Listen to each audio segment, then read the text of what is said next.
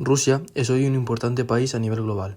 Este poder no es nuevo. Rusia ya viene siendo una gran potencia desde el siglo XIX. Si quieren ver de dónde viene Rusia en 5 minutos, quédense en sus asientos, pues Adil, Héctor, Aitor y Jorge les vamos a contar la historia del Imperio Ruso como gran potencia. En el vídeo se tratará brevemente sobre los siguientes puntos: las conquistas rusas, las diversas culturas del imperio, las políticas respecto a estas culturas y las políticas de los zares rusos de la segunda mitad del siglo XIX. Como comentaba antes, el Imperio Ruso fue una potencia con territorios en Europa y Asia. Su apogeo fue durante el siglo XIX hasta 1917, cuando cayó gracias a la Primera Guerra Mundial, y las revoluciones que azotaron al país en 1917. Para llegar a tal inmenso territorio, la expansión rusa fue rápida y por muchos frentes. En Europa, Rusia logró la anexión de Polonia o de Finlandia, expandiendo su territorio en el viejo continente. Por Asia, se expandió por el Cáucaso. En Asia Central, en el Pacífico contra Japón y China. Incluso llegó temporalmente a Alaska, hasta vender el territorio a Estados Unidos en 1867. La rápida expansión dio como resultado un gran país con muchas naciones. Este imperio multinacional contaba con etnias como los eslavos, grupos de rusos, culturas mayoritariamente en el imperio, polacos, ucranianos o bielorrusos. Las etnias caucásicas también estaban presentes en georgianos, armenios y azerbaiyanos. Otros grupos también importantes serían los lituanos, letoneses, estoneses, turcos y finlandeses. Estas culturas también contaban con religiones propias, lo que acarreó problemas entre rusos ortodoxos, católicos y judíos.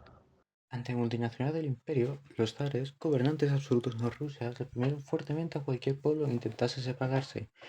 Un caso bueno para ejemplificar esto es el de los polacos.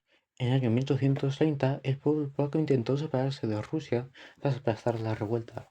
Los zares impusieron fuertes medidas contra los símbolos de la cultura polaca tras lograr vencer a los rebeldes en su intento de independencia.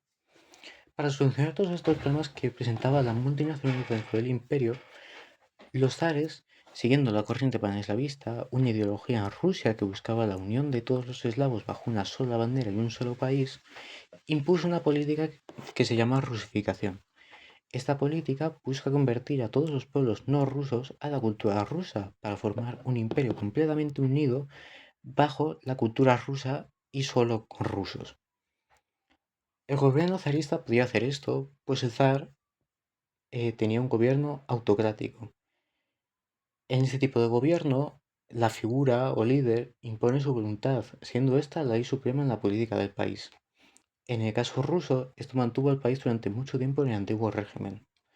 En pos de modernizar un poco el país sin dejar atrás la autocracia, el zar Alejandro II llevó a cabo la reforma de servidumbre. Esta ley prohibió la servidumbre en todo el imperio, volviendo a más de 22,5 millones de siervos en campesinos libres. Pese a lo bonito que suena, la política no tuvo mucho éxito y no cambió la situación del campesinado, que se vio bajo condiciones sobrehumanas. Alejandro II también es conocido por su represión de ideologías que no apoyaban a los zares, siendo el caso de nihilistas, populistas y anarquistas. Fue a mano de uno de estos grupos que el zar murió en 1881 en un atentado. Alejandro III, zar de Rusia de 1881 a 1891, sucedió a su padre en el intento de modernización ruso. Alejandro III empezó a industrializar el país. Para esto abrió el país a inversores, reformó el sistema fiscal y promovió industrias como la petrolera en el Cáucaso y el ferrocarril polaco y ruso, donde inició el proyecto del Transiberiano, un tren de oeste a este de Rusia. Nicolás II, zar de Rusia de 1891 a 1917, ha pasado a la historia como el último zar ruso. Durante su reinado se mantuvo la represión al pueblo y perdió contra Japón en 1905.